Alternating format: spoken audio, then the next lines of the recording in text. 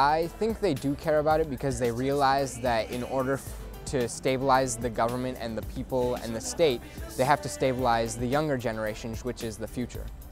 It just seems like they care more about putting us in jail than actually getting us to higher education. And I mean, you know, just at UC Berkeley and doing student-initiated outreach and stuff, our budgets are cut all the time. We always have to do appeals because we don't get the money that, you know, ideally the government and, you know, our elected politicians should be doing for our communities already. We have to do it ourselves because, you know, we're not getting that money and that money's not putting out there for those reasons. I don't really think the president or any other elected officials really care about what's going on with youth. I mean, they may say they're doing this for school and that, but I don't really think they honestly care what goes on with us. I think that politicians in general don't care very much because they don't show it. If politicians really cared about these different types of issues, or even about my age group, they would enact policies or they would do something to be able to help us, but the agendas in our Congress seem to never reflect what's going on with most high school students.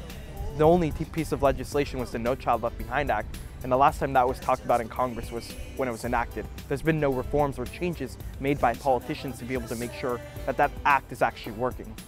I really don't think the president or the governor or elected officials really care about what's happening with the youth. I think they just kind of push it off to the side. They think they're not important, they don't matter.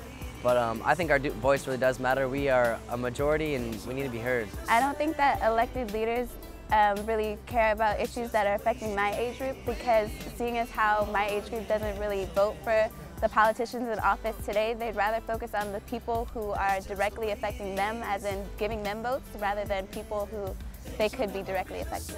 I think that people in the state legislature and, you know, people like the governor do care because it's their job to care. But I don't feel like they're doing it with sincerity. For example, when they have, you know, elections, they always say, you know, it's for the children.